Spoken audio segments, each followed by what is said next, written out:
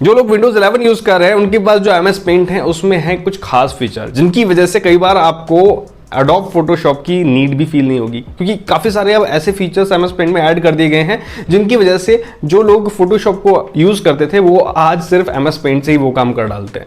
तो कौन से हैं वो फीचर्स, ये मैं आपको एक्सप्लोर करके यहाँ पे बताऊंगा और उनके बारे में किस तरीके से उनको यूज़ लेना है वो भी आपको बताऊंगा। साथ ही साथ कुछ Windows 11 यूजर्स ऐसे भी हैं जिनके पेंट में अभी तक ये ऑप्शन आए नहीं है, ये AI टूल्स नहीं आए हैं, तो वो कैसे इन फीचर्स को ला सकते हैं, किस तरीके से उनको अपना MS Paint अपग्रेड करना होगा वो भी मैं आपको इस वीडियो में बताऊंगा। तो आपको इस वीडियो को ये सब जानने के लिए पूरा एंड तक देखना है, लाइक करना है और सब्सक्राइब करना है अगर आपने अभी तक नहीं किया है। तो चलिए फिर चलते हैं अपने सिस्टम में और जानते हैं किस तरीके से इन फीचर्स का हम यूज लेंगे और कैसे आप MS Paint को अपग्रेड कर सकते हैं अगर आप ये फीचर अभी तक नहीं देख पाए अपने MS Paint में। तो चलिए शुरू करते हैं। तो गाइस यहाँ पे सबसे पहले हम पेंट को ओपन कर लेते हैं। मैं सीधा Windows+R दबाता हूँ, MS Paint कमांड यहाँ पे लिखता हूँ और एंटर बटन दबा देता हूँ। डायरेक्ट पेंट मेरे सामने यहाँ पे सिस्टम में ओपन हो जाता है। ठीक है, खास बात यह है कि मैं जो पेंट यूज कर रहा हूँ वो अपडेटेड पेंट है, जो जिसमें जितने भी नए टूल्स इसमें इंटीग्रेट किए गए हैं वो मैं उनका यूज ले रहा हूँ। अगर आपके सिस्टम में जो पेंट आप यूज कर रहे हैं Windows 11 में अगर ये टूल्स नजर नहीं आते जो मैं आपको इस वीडियो में बताने वाला हूँ तो आपको क्या करना है वो इस वीडियो के एंड में बताऊंगा। तो आपको वीडियो इसलिए एंड तक देखना है। अगर आपके पास ये फीचर्स नहीं आ रहे हैं तो आप एंड तक देखेंगे,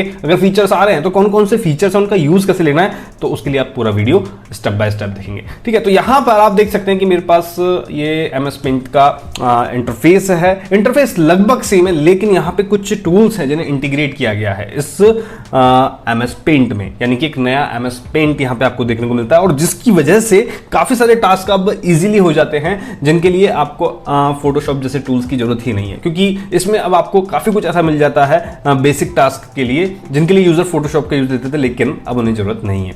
कैसे, अभी पता चल जाएगा। तो सबसे पहला जो इंपॉर्टेंट टूल है जिसके बारे में आपको पहले ही बता चुका हूं लेकिन इस वीडियो में फिर से बता रहा हूं, वो है हमें यहाँ पे मिलता है रिमूव बैकग्राउंड का। ठीक है, यानी कि इस बटन पे क्लिक करते ही आप किसी भी इमेज का बैकग्राउंड रिमूव कर सकते हैं। कैसे, चलिए बताता हूं। यहाँ पे फाइल में गए और import to canvas from a file, यहाँ पे सपोज मैं एक इमेज यहाँ पे इंसर्ट करता हूँ। सपोज ये टाइगर की इमेज इंसर्ट करता हूँ और ये टाइगर की इमेज हमारे पास यहाँ पे आ गई है। ओके, तो अगर आपको इसका बैकग्राउंड रिमूव करना है तो आप देख सकते हैं कि अभी इसमें काफी सारा ब्लरी बैकग्राउंड है जिसमें ग्रास वगैरह भी है, पेड़ वगैरह भी हैं, लेकिन हमें चाहिए सिर्फ टाइगर की इमेज। तो जस्ट आपका इमेज यहाँ पे इस तरीके से सिलेक्टेड रहेगा और जस्ट आपको बटन दबाना है। बटन दबाते आप देखेंगे एक प्रोसेस हुआ और बहुत ही प्रिसाइजली, बहुत ही करेक्टली यहाँ पर बैकग्राउंड से इमेज को रिमूव कर दिया गया, यानी कि बैकग्राउंड रिमूव कर दिया गया, जो कि फोटोशॉप से रिमूव करना काफी मुश्किल होता है। आपको पूरा आउटलाइन सेलेक्ट करना पड़ता है और यहाँ पे ये AI टूल डायरेक्ट एजेस को फाइंड आउट करके बैकग्राउंड को रिमूव कराए। तो ये बहुत ही शानदार ऑप्शन है यहाँ पे आपके लिए बैकग्राउंड रिमूव करने के लिए, जो कि MS Paint में दिया गया है। चलते हैं दूसरे फीचर की तरफ। आप मेरे MS Paint का जो इंटरफेस है वो देख रहे होंगे डार्क है, तो ये जो फीचर है ये भी MS Paint में इंटीग्रेट किया गया है आपकी आंखों का ध्यान रखने के लिए। जहां दोस्तों जब आप डार्क बैकग्राउंड में डार्क इंटरफेस में आप वर्क करते हैं तो आपकी आंखों को बहुत आराम मिलता है। अगर मैं इसी को अगर व्हाइट बैकग्राउंड या फिर व्हाइट स्किन के साथ यूज लेता तो मेरी आंखों पर जोर पड़ता। तो इसके लिए यहाँ पे सेटिंग में आपको ऑप्शन दे दिया गया है और यहाँ पर आप लाइट में चाहे तो लाइट में यूज कर सकते हैं, डार्क में चाहे तो डार्क में कर सकते हैं और सिस्टम सेटिंग तो आपकी लाइट ही रहेगी, यानी कि आप जैसी थीम यूज करेंगे वैसा यहाँ पे ये हो जाएगा। तो डार्क में मुझे ज्यादा बेस्ट लगता है इसलिए मैंने इसको डार्क किया हुआ है। तो ये था एक दूसरा अहम फीचर, ठीक है, जिसको आप यूज में ले सकते हैं और डार्क में यूज करना डेफिनेटली आई के लिए बहुत ही सूदिंग है। इसके बाद जैसे सपोज मैं अभी तो इसको यहाँ पे डिलीट कर देता हूँ जो भी मेरे पास यहाँ पर इमेज थी। इसके बाद यहाँ पर आपको तीसरा जो फीचर मिलता है वो है को क्रिएटर का, एक AI टूल जिसमें आप इमेज को जनरेट करके डायरेक्ट इसमें इंपोर्ट कर सकते हैं। कैसे, चलिए बताते हैं। इस पे जस्ट आपको क्लिक करना है। क्लिक करते हैं यहाँ पर आपके पास एक describe what you would like to create का एक नया बॉक्स आएगा जिसमें जस्ट आपको जिस भी टाइप की इमेज यहाँ पे क्रिएट करनी है अपने कंटेंट के लिए, अपने प्रोजेक्ट्स के लिए, जस्ट आपको यहाँ पे डिस्क्राइब लिखना है, डिस्क्रिप्शन लिखना है उसका और इमेज आपके पास जनरेट होकर आ जाएगी, वो भी फ्री में। किसी आपको ऑनलाइन वेबसाइट पर जाने की जरूरत नहीं है। जस्ट यहाँ पे आप लिखेंगे, सपोज मैं यहाँ पे लिखता हूँ cute kid walking on grass. Just मैंने ये लिखा।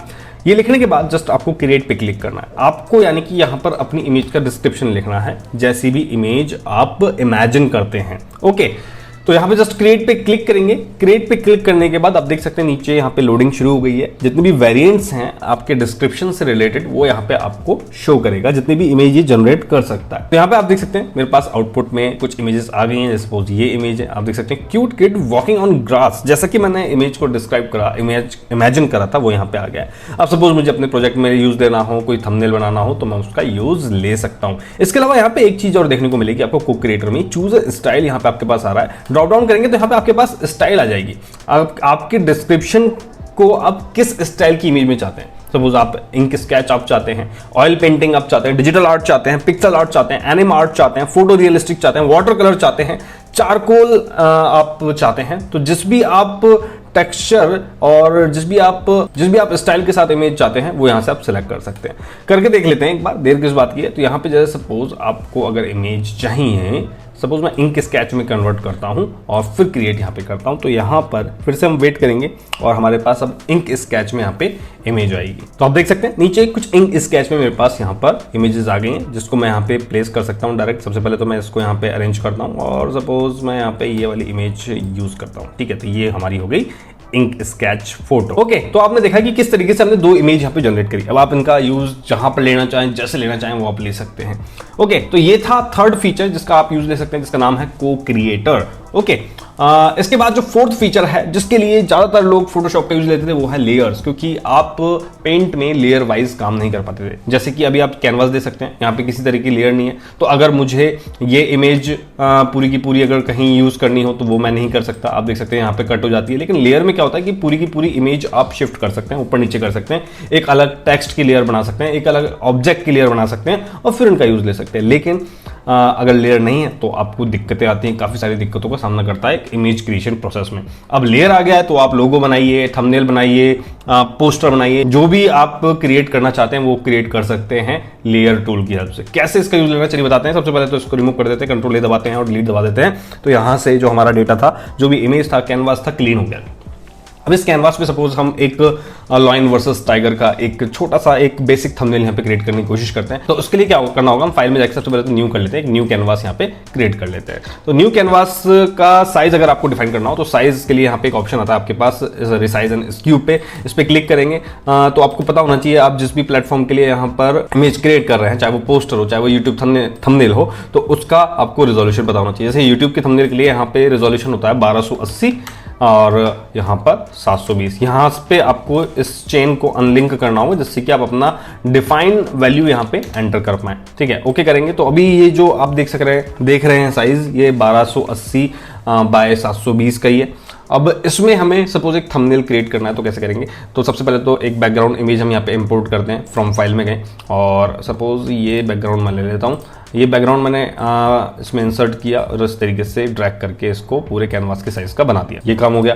अब इसके बाद इस पर हम इमेजेस प्लेस करवाते हैं, लेकिन अगर मैं डायरेक्ट इमेज प्लेस करूंगा तो वो इसी लेयर के साथ चिपक जाएगी, तो मुझे चाहिए एक अलग लेयर पे। तो अब हम लेयर टूल का यूज लेंगे। लेयर पे आप क्लिक करेंगे तो अभी जो करंट लेयर है उसमें बैकग्राउंड है, एक नई लेयर यहाँ पे हम प्लस के साइन पे क्लिक करके एक नई लेयर लेंगे, ठीक है। यहाँ पे आप देख सकते हैं नई लेयर आ गई है और यहाँ पे जो आपको चेक बॉक्स टाइप पैटर्न यहाँ पे नजर आ रहा है, दैट मीन कि ये लेयर अभी ब्लैंक है। ओके, तो यहाँ पे हम एक इमेज इंसर्ट करवाते हैं, फाइल में गए, import to canvas from a file और यहाँ पर सपोज हम टाइगर की फोटो यहाँ पे इंसर्ट करवाते हैं। टाइगर वर्सेस लॉयन का एक छोटा सा थंबनेल किस तरीके से लेयर की हेल्प से बना सकते हैं वो हम देखना चाह रहे हैं। तो यहाँ पर मैंने टाइगर यहाँ पे प्लेस कर दिया। ओके, टाइगर प्लेस कर दिया और फिर टाइगर हमारा सिलेक्टेड है और यहाँ पे रिमूव बैकग्राउंड पे क्लिक किया और यहाँ पे हमारा टाइगर आ गया। ओके, फाइन है। अब एक और लेयर यहाँ पे आ गई हमारे पास और फिर से फाइल में गए, इंपोर्ट में गए, फ्रॉम अ फाइल और इस बार हम लॉइन ले लेते हैं। लॉइन इंसर्ट करवाया और थोड़ा सा इसको रिसाइज किया लॉइन को, भैया बहुत ज़्यादा बड़ा आ गया ये। ओके, रिसाइज किया और रिसाइज करने के बाद इसको फ्लिप कर देते हैं यहाँ से, इस तरीके से फ्लिप हॉरिजॉन्टल, और इसका भी बैकग्राउंड हम इस तरीके से रिमूव कर देते हैं। देख सकते हैं आप कितना चुटकियों में बैकग्राउंड रिमूव हो रहा है, बिना किसी झंझट के, कितना एफिशिएंटली यहाँ पे वर्क कर रहा है और एकदम क्लीन भी यहाँ पे बैकग्राउंड को रिमूव कर रहा है। ऐसा नहीं कि कुछ आपका पोर्शन यहाँ पे रह रहा हो।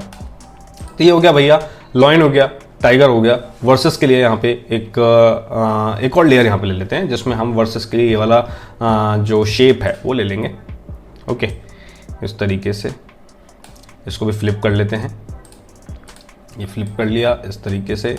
ओके, और इसका जो आउटलाइन है, जैसे सपोज मैं इसका आउटलाइन दे देता हूँ रेड कलर और इसमें अगर मैं फिल की बात करूँ, कलर फिल करूँ, तो मैं फिल कर देता हूँ येलो कलर और इस तरीके से एक बेसिक थंबनेल यहाँ पे हम बना लेते हैं। आप चाहें तो उसमें टेक्स्ट भी लिख सकते हैं, चाहे तो यहाँ पे आप लिख सकते हैं लॉयन वर्सेस टाइगर वगैरह वगैरह जो भी है। इसके बाद यहाँ पे आप लेयर पे आइए। लेयर का सबसे अहम और मेन अमेजिंग काम यह है कि आप इनको हाइड भी कर सकते हैं। सपोज आपको ये जरूरत नहीं है, आप हाइड कर देंगे। आपको लॉयन की जरूरत नहीं है, हाइड कर देंगे। टाइगर की जरूरत नहीं है, हाइड कर देंगे। बैकग्राउंड चेंज करना है, दूसरा लगाना है, आप इसको हाइड कर देंगे, दूसरा बैकग्राउंड लगा देंगे। ये आपकी चॉइस हो जाएगी। ओके, ये तो मेरे पास अभी जो फोटोज अवेलेबल थी डेस्कटॉप पे, मैंने उनके अकॉर्डिंगली यहाँ पे आपको क्रिएट करके बता दिया है। इस पर राइट क्लिक करेंगे तो यहाँ पे आपको एक ऑप्शन मिलता है मर्ज डाउन का, यानी कि आप मर्ज डाउन कर सकते हैं सभी जितनी भी लेयर्स हैं उनको। तो जैसे आप मर्ज डाउन करेंगे तो यहाँ पे 1 बाय 1 आप देख सकते हैं आपकी जो लेयर्स हैं वो मर्ज होती जा रही है। अब आप देख सकते हैं जब आप हाइड करते हैं तो सबकी सब यहाँ पे एक साथ हाइड होती है। तो इस तरीके से आपने यहाँ पर एक इमेज क्रिएट कर ली है। फाइल में जाएंगे, सेव एज में जाएंगे और इसको आप सेव कर देंगे और यहाँ पर आप जो भी लिखना चाहें माई थंबनेल वो यहाँ पे सेव करेंगे और ये लीजिए भैया आपका थंबनेल यहाँ पे क्रिएट होकर आ जाए। ठीक है, ये देख सकते हैं, ये आ गया आपका थंबनेल जिसका यूज आप ले सकते हैं। अब बात करते हैं उन यूजर्स की जो विंडोज 11 भी यूज कर रहे हैं लेकिन अभी तक उनके पेंट में ये ऑप्शन आ ही नहीं रहे हैं। तो वो क्या करेंगे, जैसे कि सपोज अभी मैं यहाँ पे पेंट ओपन करके आपको दिखाता हूँ। तो ये मेरा पुराना वर्जन है, इसमें ये जितने भी AI टूल्स हैं वो मुझे यहाँ पे नजर नहीं आ रहे। ना ही लेयर वाला ऑप्शन आ रहा है, ना ही डार्क और लाइट वाला ऑप्शन आ रहा है। तो इसके लिए आपको क्या करना होगा, ये जो पेंट आप करंटली यूज ले रहे हैं, सेटिंग्स में जाके और एप्स में जाके और जितने भी यहाँ पे इंस्टॉल्ड एप्स हैं इसमें जाके पेंट को आप सर्च करेंगे और जो पेंट है आपकी ऐप उसको आप इंस्टॉल कर देंगे। ठीक है, इंस्टॉल करने के बाद ये फटाक से इंस्टॉल हो जाएगी, कोई दिक्कत नहीं है। स्टोर पे जाएंगे, यानी कि माइक्रोसॉफ्ट स्टोर पे जाएंगे। स्टोर पे जाने के बाद वहाँ पे सर्च करेंगे MS पेंट या फिर माइक्रोसॉफ्ट पेंट या फिर सिर्फ पेंट। यहाँ पे आपको नजर आ जाएगा आपकी पेंट ऐप जो कि माइक्रोसॉफ्ट कॉर्पोरेशन के द्वारा डेवलप की हुई ऐप है। अगर आप विंडोज 11 यूज कर रहे हैं तो आपके पास अपडेटेड ऐप यहाँ पे डाउनलोड हो जाएगी। तो गेट पे क्लिक करेंगे, इंस्टॉल करेंगे। इंस्टॉल करने के बाद जब आप पेंट ऐप अपनी ओपन करेंगे तो आपको ये टूल वहां पर मिल जाएंगे। तो ये छोटा सा प्रोसेस है अगर आपके पास ये ऑप्शन नहीं आ रहे हैं तो। बाकी आ रहे हैं तो वेल एंड गुड है। तो गाइस कैसा लगा आपको वीडियो और वीडियो की जानकारी आप मुझे कमेंट करके जरूर बताएं। MS पेंट की मदद से अब आप क्या क्या एक्सप्लोर कर सकते हैं ये भी कमेंट करके बताएं। कैसा लगा आपको इसके AI इंटीग्रेटेड को क्रिएटर लाइक टूल, ये भी कमेंट करके बताएं। और देखते रहें बस टेक में। मिलूंगा आपसे नेक्स्ट वीडियो में नई जानकारी। तब तक के लिए धन्यवाद, जय हिंद।